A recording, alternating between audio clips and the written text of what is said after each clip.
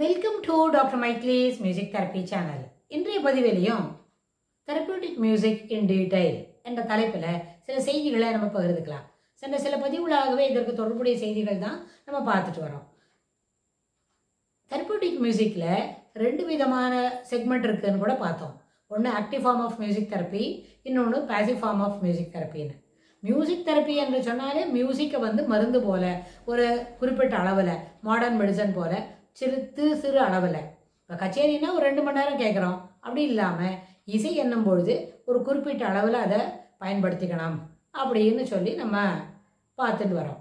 ஆனால் பிஹேவியரில், நெகட்டிவ் பிஹேவியர்ஸில் இருக்கும்பொழுது சில இதெல்லாம் வெளியில் காட்டக்கூடாது. நம்மளுக்கு என்வி, ரேஜ், ஃபியர், ஜெலஸ் அதெல்லாம் நம்ம என்ன பண்ணக்கூடாது, வெளியில் காட்டிக்கக்கூடாது. நம்மளுக்கு முதல்ல என்வி இருக்கக்கூடாது. அதாவது பொறாமை என்கின்ற குணத்தை நாம் விட்டுவிட வேண்டும். பொறாமை என்பது நம்மக்கிட்ட இருக்கிற சாமானு ரொம்ப குறைவாக இருக்குது, மற்றவங்களுக்கு அதிகமாக இருக்குது, அப்படி இருந்தாலும் பொறாமை வரக்கூடாது. இல்லை அவங்களுக்கு எல்லாமே இருக்கே, நம்மளுக்கு இதெல்லாம் இல்லவே இல்லையே அப்படின்னு சொல்லியும் பொறாமை வரக்கூடாது. இது பொறாமை இருக்குது அப்படின்னு சொன்னால் அந்த குணமே எண்ணத்தில் கொண்டு போய் விடும்னு சொன்னால் நம்மளுக்கிட்ட என்ன இருக்கோ அதில் சாட்டிஸ்ஃபேக்ஷன் இல்லை, திருப்தி என்பது இல்லவே இல்லை, அப்படி அதனால தான் நம்மளுக்கு பொறாமை வருது அப்படின்னு கூட நம்ம தெரிஞ்சுக்க முடியும். என்ன உண்டோ நம்மளுடைய பொருளாதார நிலைமையில் இருக்கிறத பார்த்து நம்ம திருப்தி பட்டுக்கணும். அது இல்லாமல் நம்மளுடைய அறிவாற்றலை பார்த்து திருப்தி பட்டுக்கணும். இருக்கிற பொசஷன்ஸ், அதாவது துணி, போட்டுக்கிற ஜுவல்லரி, ட்ரெஸ் மெட்டீரியல்ஸ், அப்புறம் நம்ம பழகிற இடம், அதை பார்த்து நம்ம திருப்தி பட்டுக்கணும்.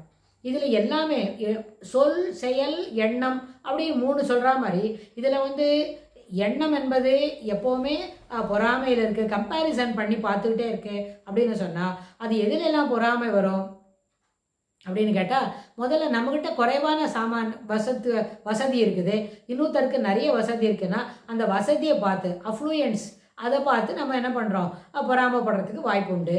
அப்புறம் நம்மக்கிட்ட நிறைய பணம் இருக்குது, இன்னொருத்தர்கிட்ட பணம் குறைவாக இருக்குன்னா அந்த பணம் குறைவாக இருக்கவங்க நம்மகிட்ட பணம் இல்லை பார்த்தியா அப்படின்னு நினச்சி பொறாமப்படுறதுக்கு வாய்ப்பு உண்டு. சிலவங்க அணிமணியெல்லாம் நல்லா சிறப்பாக வச்சுருப்பாங்க, ட்ரெஸ் மெட்டீரியல்ஸு, அது மாதிரி ஜுவல்லரி, அதுக்கான ஆக்சசரிஸ் அதெல்லாம் நல்லா வச்சுருப்பாங்கன்னு சொன்னால் சிலவங்களுக்கு அதுபோல் வச்சுக்க தெரியலன்னா அதை பார்த்து பொறாமை இருக்கும், ஜெலஸ் வரும் அப்படின்னு சொன்னால் இது எல்லாமே கம்பேரிசன். தன்னையும் மற்றவர்களோடு எப்பவும் ஒரு ஒத்து பார்க்கறதா தெரிஞ்சிட்டாதான் அது கம்பேரிசன் இருக்கும். ஆனால் அந்த மாதிரி அந்த கம்பேரிசன் ஏற்புடையது அன்று. அது எப்பொழுதுமே சமுதாயத்தில் ஒரு சீர்கேடுக்கு தான் அதை விளைவிக்குமே தவிர நம்ம என்ன பண்ண முடியாது, அதுலேருந்து வெளியில் வர அதை அதை எப்போவுமே பயன்படுத்திட்டு இருக்கக்கூடாது. It has to be ensured, that behaviour ought to be ensured. ஏன்னு கேட்டால், இப்போ நம்ம துணிமணியெல்லாம் வச்சுருக்குறோன்னு வைங்க, நம்ம இப்போ தான் பணம் சம்பாதிச்சு சேர்த்து வச்சு நல்லபடியாக நிறைய வசதியான துணியெல்லாம் வாங்கிக்கிறவன்னு சொன்னால், ஏற்கனவே இருக்கிறவங்கக்கிட்ட நிறைய இருக்குதுன்னு சொன்னால் அது அவங்க ரொம்ப நாளாக வச்சுருப்பாங்களா இருக்கும். அந்த வசதியை நம்ம இப்போ தான் அந்த வசதியை வச்சுருக்குறோம் அப்படின்னா அது நேரத்தில் நம்மளுக்கு என்ன ஆகும், இனிமே தான் நம்ம கொஞ்சம் கொஞ்சமாக ட்ரெஸ் நல்லதாக வாங்கி சேர்த்து வைக்கணும். ஸோ இது மாதிரி comparison from the pre to post தான் இருக்கணுமே தவிர நாட் சம்படி XYZோட நம்ம என்ன பண்ண முடியாது, கம்பேர் பண்ணிவிட்டு நம்மளுக்கு இதெல்லாம் இல்லைன்னு நம்ம என்வியை வளர்த்துக்கிறது சரியில்லை. அதனால் இது ஒரு தவறான குணம். இந்த தவறான குணத்தை, தவறான பழக்க வழக்கத்தை, தவறான பிஹேவியரை நம்ம என்ன செய்யணும், இதை விட்டுறணும். அப்போ என்ன செய்யணும், அதுக்கு என்ன அடிப்படையில் என்ன பண்ணணும்னு கேட்டால், மனம் அமைதியாக இருக்கணும், எளிமையாக இருக்கணும், சிறப்பான சிந்தனைகளை வளர்த்துக்கணும். சிறப்பான சிந்தனைகளை வளர்த்துக்கிறதுக்கு முன்னாடி இந்த பிஹேவியரை மாடிஃபை பண்ணணுமே அப்படின்னு சொன்னால் அதுக்கு இசை ஒரு நல்ல உறுதுணையாகவும் பயன் தரக்கூடியதாகவும் அமையும். இசை பயன் தரக்கூடியது அப்படின்னு சொன்னால் என்ன செய்யணும், தொடர்ந்து இந்த பேசிவ் ஃபார்ம் ஆஃப் மியூசிக் தெரப்பியில் பார்ட்டிசிபேட் பண்ணிக்கலாம். இல்லை போனால் ஆக்டிவ் ஃபார்ம் ஆஃப் மியூசிக் தெரப்பிலேயே நல்ல ஒரு சிறப்பான பஜன் செஷன்ஸில் நம்ம அமர்ந்து எப்போவும் அதை தொடர்ந்து பாடிக்கிட்டே இருந்தால், இறைவனுடைய நாமங்களை சொல்லிக்கிட்டு இருக்கிறவங்களுடைய பாடல்களாக இருந்தாலும் சரி, ஒரு குழுவில் 10-15 பேர் இணைந்து பஜன்ஸ், பஜன்றது என்னோ தனிப்பட்ட முறையில் ஒரு சாதாரண இண்டிவிஜுவலை பற்றி சொல்லக்கூடியதுக்கு பேர் பஜன்ஸ் இல்லவே இல்லை. இறைவனுடைய நாமங்களை தொடர்ந்து சொல்லி கொண்டிருக்க வேண்டும். அதற்கு ஏற்புடைய சில கருத்துக்களை நம்ம பகிர்ந்து கொள்ள வேண்டும். அப்போது அந்த பழக்கத்தில் இருக்கிறதெல்லாம் என்ன ஏற்றுக்கொள்ள வேண்டும். அதனால தான் அது ஒரு பஜன்ஸ்னே சொல்கிறோம். பஜனம், மனனம், மனத்துக்குள்ளே இருக்கிற செய்தியை வெளியில் சொல்லி பஜனம் என்று சொன்னால் உறக்க சொல்வது அப்படின்னு சொன்னால், அதுபோல் பஜன் செஷனில் இருக்கும்பொழுது என்ன ஆகும்னு கேட்டால் மனம் ஒன்றுபடும். மனத்தில் இருக்கிற எதிர்மறையான எண்ண ஓட்டங்களை அது தவிர்க்கும். ஒரு 4 அல்லது 5 செஷன் இருந்த பிறகு இந்த பஜன்ஸ்லேருந்து நம்ம தட் இஸ் அவங்களுக்கு என்ன தோணுன்னு கேட்டால், இந்த பஜன் செஷனுக்கு அடிக்கடி நம்ம போகணும், இங்கே போயிட்டு வந்தால் மனம் வந்து இது போல் கிளம்ஸியாக இல்லாமல் தெளிவாக இருக்குது அப்படின்னு நம்மளுக்கே புரிய வரும்.